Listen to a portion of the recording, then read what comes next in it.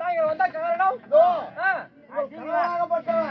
அதி சீக்கிரமாக உங்களை அழைத்து வர சொன்னார். அப்படியா? போய் பார்க்கலாமா?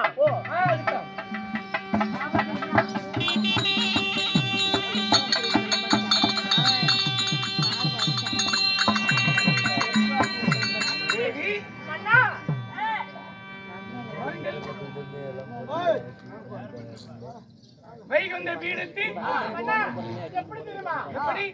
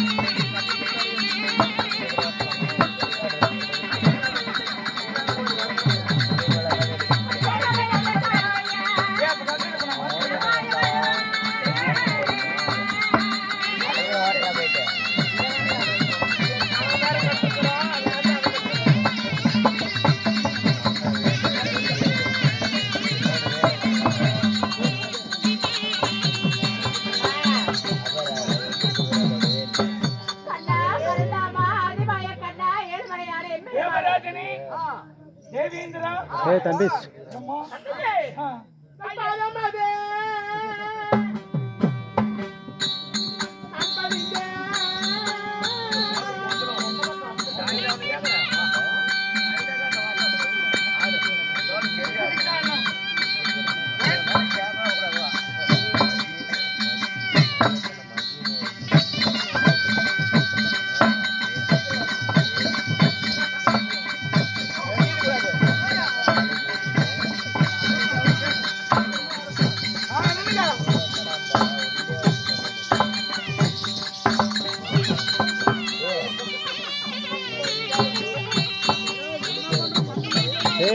கம்மி ஒரு தடவை சொல்லுவாங்க.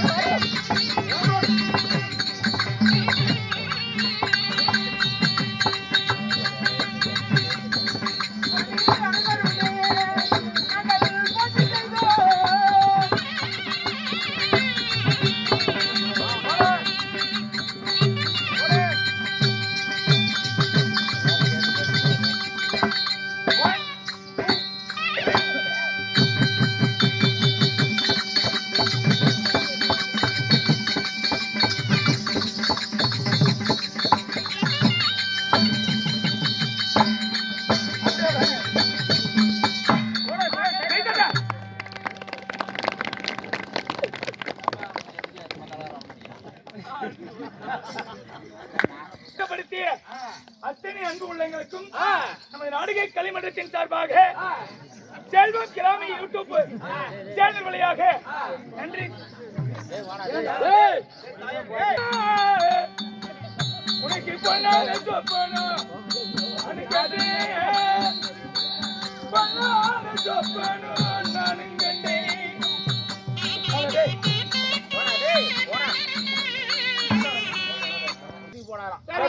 ராமர் கங்கைக்கு தன்னுடைய துணிமணினா ஆடை ஆபரணத்தை அவுத்து வச்சுட்டு அம்பராதோனினா வில்லை போடுகிற அம்புக்கு அம்பராதோனி வில்லெல்லாம் எடுத்து மண்ணல்ல சொல்லிட்டு கங்கைக்கு இறங்கி போய் தண்ணி ஊத்திக்கிட்டு குளிச்சு நீராடி வெளியே வந்து துணியெல்லாம் எடுத்து மாட்டிக்கிட்டு இந்த அம்பராதோனி எடுத்து இது வில்லம்பெல்லாம் எடுத்தாராம்.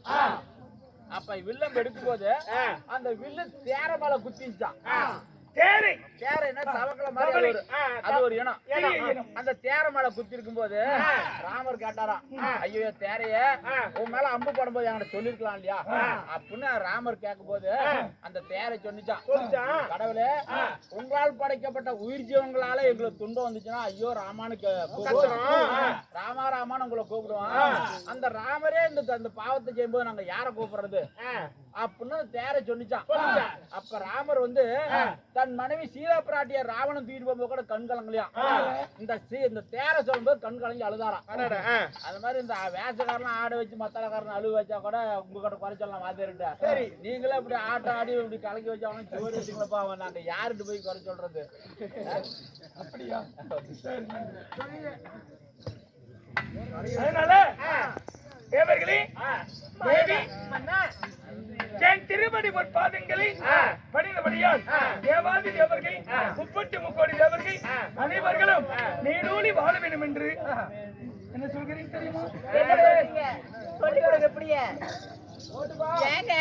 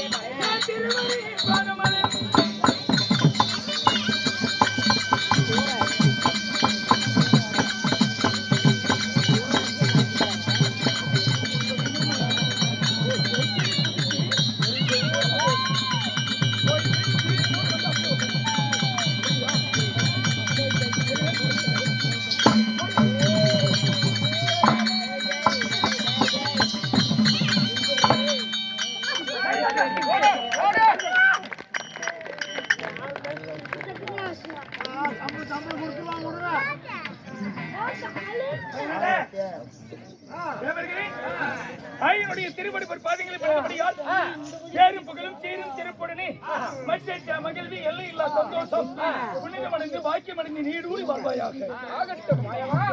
இருந்தாலும் ஒண்ணே ஒண்ணு எப்படி தண்ணி குடிச்சு அவர் தலைக்கலாம்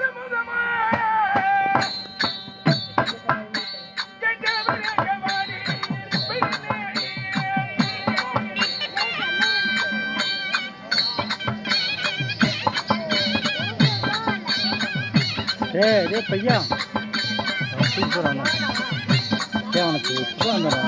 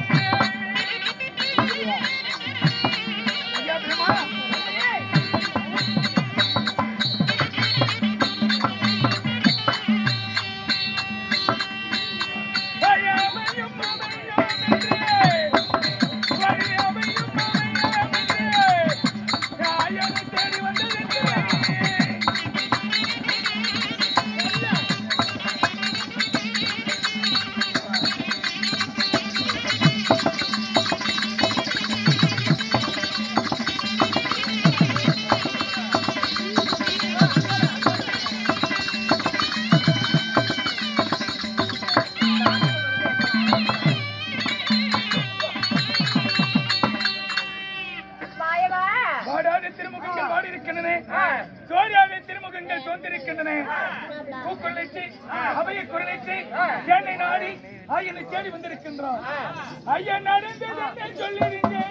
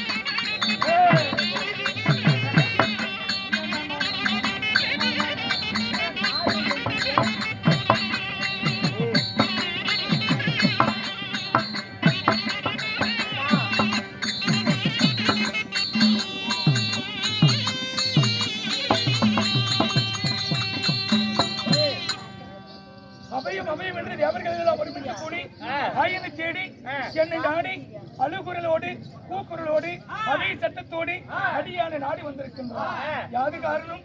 நடந்தது என்ன? இதோ யாரோ ஒரு சூரன் பேர் கூட ஏதோ சொன்னாங்க. என்ன? தும்சல்கா சூரனானவன். உண்மைதான். அந்த சூரனானவன் தேவர்கள் அனைவரையுமே அடித்து உதைத்து அதாகுதம் செய்து நாட்டை எல்லாம் பிடுங்கிக் கொண்டு எங்களை அடிமைப்படுத்தி விட்டானே மாயவா. சகஜரி கவசம் என்றது 1000 சட்டைகளால் போட்டப்பட்டவன், 1000 குண்டலங்களால் உருவாக்கப்பட்டவன், கவசத்தோடு பிறந்தவன். அதனால அவனை கொல்லவோ வெல்லவோ யாராலும் முடியவில்லை. உண்மைதான். ஏன்? நீங்க தாங்க நான் கொடுத்த வரமப்பா. எப்படி? அதாவது ஆண்கள் கையிலே ஆகட்டும், பெண்கள் கையிலே ஆகட்டும், பூமியிலே ஆகட்டும், ஆகாயத்தினாலே ஆகட்டும், எந்த ஒரு ஆபத்து வரப்பட அறிவில்லாத வரத்தினால் கொடுத்து விட்டேன். எப்படி? இதோ என் புருஷன் தான், நான் பக்கத்துலதான் இருந்தேன். அந்த சூரனானவன் எப்படிப்பட்ட வரத்தை வாங்கினான்? எப்படி? உயிர் ஒன்றாக இருக்க வேண்டும், உடலானது இரண்டாக இருக்க வேண்டும். அந்த இரண்டு உடலுமே ஒருவர் 1000 வருடம் தவம் செய்ய வேண்டும், ஒருவர் 1000 வருடம் அவனத்தில் சண்டை செய்ய வேண்டும். இப்படியே மாற்றி மாற்றி சண்டை செய்தால் மட்டுமே கொல்ல முடியும் என்று வரத்தை கேட்டார். சாகாத வரும் வேகாத உடல் குறைவில்லா செல்வங்கள். ஜனனம் என்று ஒன்று இருந்தால் மரணம் உண்டு, பிறப்பு என்று ஒன்று இருந்தால் இறப்பு உண்டு. பாம்பின் கால் பாம்பறியும், உள்ளே புத்தனால்தான் அறிவு. நிச்ச பரிபாலன் செய்யும். அதனால அவருக்கு பிரம்மாவால் கொடுக்கப்பட்ட வரம் அப்படி. அவனை கொல்லவோ வெல்லவே வேண்டும் என்றால் ஒருவன் 1000 வருடங்கள் தவம் செய்ய வேண்டும், மற்றொருவன் 1000 வருடங்கள் அவனிடத்தில் சண்டை செய்ய வேண்டும். இப்படி ஒரு புராணம் பேசுகிறது. உண்மைதான். இன்னொரு புராணத்துல 12 வருடங்கள் தவம் புரிய வேண்டும், 12 வருடங்கள் சுத்தம் செய்ய வேண்டும். ஆனால் 8 உள்ளது நாட்டில் விளம்பரம். அந்த புராணத்தை படித்தவர் அப்படி பேசலாம், இந்த புராணத்தை படித்தவர் இப்படி பேசலாம். ரெண்டுமே தவறு கிடையாது. அங்க அப்படி நடத்தினாங்களே அப்படின்னா அவன் அந்த புராணம் படிச்சிருப்பான்.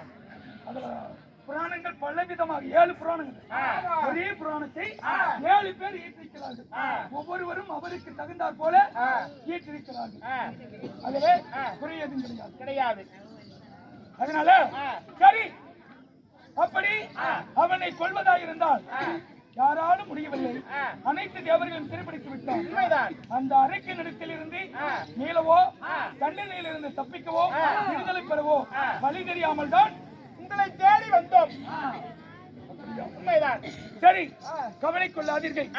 அதனால எனக்கு இருப்பது இந்த விஷ்ணு அவதாரம். இந்த விஷ்ணு அவதாரத்தை நான் 2ஆக பிரித்து நாராயணன் ஒரு அவதாரமாகவும் நரன் ஒரு அவதாரமாகவும் என் உடலை 2ஆக பிரித்து நான் 2 அவதாரங்கள் எடுத்து ஒருவன் யாகம் செய்ய வேண்டும், ஒருவன் யுத்தம் செய்வதற்காக என் உடலை 2ஆக பிரித்து நானே நரன் நாராயணனாக அவதரித்து அரைக்கனை வென்று தேவருக்கு ஏற்பட்ட இடுக்கனை தீர்த்து வருகிறேன். அதனால ஒரு புறமாக இருங்கள், வேடிக்கை பாருங்கள் என்ன பண்றாங்க, என்னுடைய அவதாரம் எப்படி வருதுன்னு கண்கொள்ளா காட்சியாக இருக்கும். பார்த்துக் கொள்ளுங்கள்.